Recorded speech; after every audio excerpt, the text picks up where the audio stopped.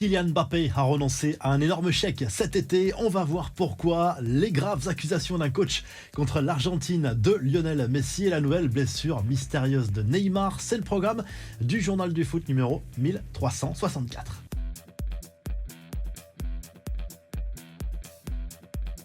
Le futur de Kylian Mbappé à nouveau sur la table. Le journal L'Équipe revient ce mardi sur l'été agité de l'attaquant parisien et les raisons de l'apaisement entre le clan du joueur et la direction du Paris Saint-Germain. Une sorte d'accord verbal a été conclu entre les différentes parties pour sa réintégration cet été. D'abord, le joueur aurait renoncé à plusieurs primes importantes, notamment cette fameuse prime de fidélité. Et au total, cela représente plus de 100 millions d'euros. Une preuve de sa bonne foi si l'information est bien réelle. Une chose est sûre, Mbappé reste sur sa position dans l'état actuel des choses, à savoir rester dans la capitale française jusqu'en 2024 et partir libre l'an prochain. Mais le PSG va forcément revenir à la charge avec un nouveau contrat XXL et l'idée ce serait aussi de le convaincre par le nouveau projet et pourquoi pas aller très loin en Ligue des Champions. Ça aussi ça pourrait être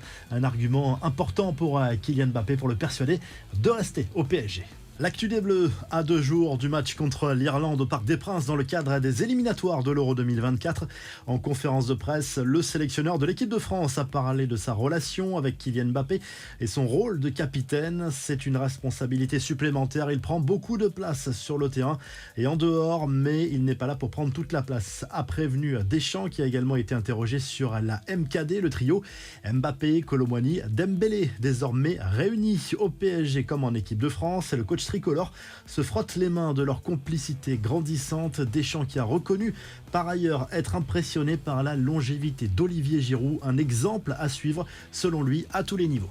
Les infos en bref, les Bad Guns fracassent tout le monde. Le groupe de supporters lyonnais a partagé un communiqué cinglant. Les ex-joueurs, les dirigeants, en passant par Jean-Michel Aulas et Laurent Blanc, tout le monde en prend pour son grade. Pour le coach de l'OL, la situation est très tendue puisque le club rhodanien cherche un nouveau technicien. Licenciement a priori imminent pour Laurent Blanc.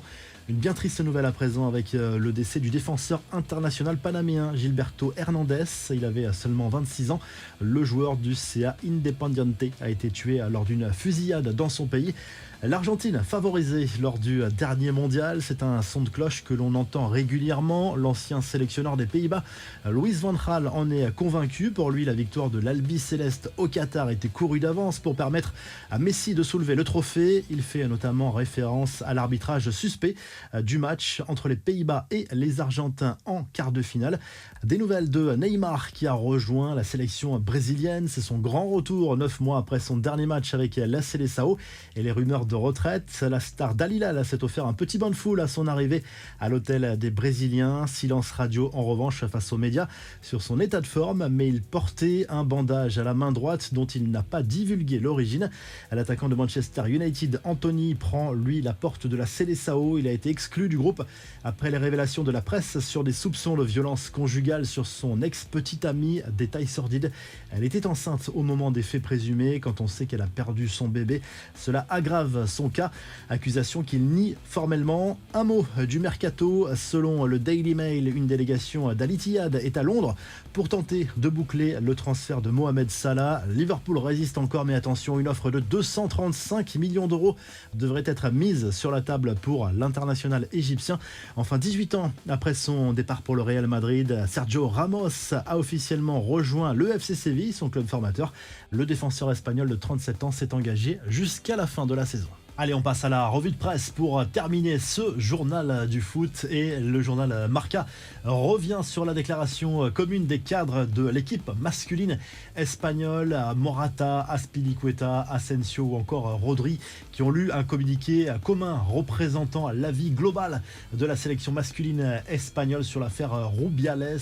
Ils soutiennent clairement Jenny Hermoso dans cette affaire et taclent au passage le président de la fédération espagnole de foot. Le journal Sport se penche, lui, sur l'avenir de Xavi. A priori, c'est clairement bouclé pour la prolongation du technicien du FC Barcelone, sans doute jusqu'en 2026. Il y avait urgence, car le coach Blaugrana Xavi était sous contrat jusqu'à présent, jusqu'en 2024. On rappelle qu'il avait remplacé en novembre 2021 un certain Ronald Koeman. Et du côté de l'Angleterre, le Star Sport revient sur les derniers rebondissements de l'affaire entre Erik ten Hag et Jadon Sancho. On rappelle qu'il a été écarté, l'international anglais, du dernier match contre Arsenal ce week-end, soi-disant, selon le coach néerlandais, pour des raisons sportives, un manque d'implication à l'entraînement. C'est totalement faux, selon Sancho, qui évoque même d'autres raisons plus inavouables. Si le journal du foot vous a plu, n'oubliez pas de liker et de vous abonner, et on se retrouve très rapidement pour un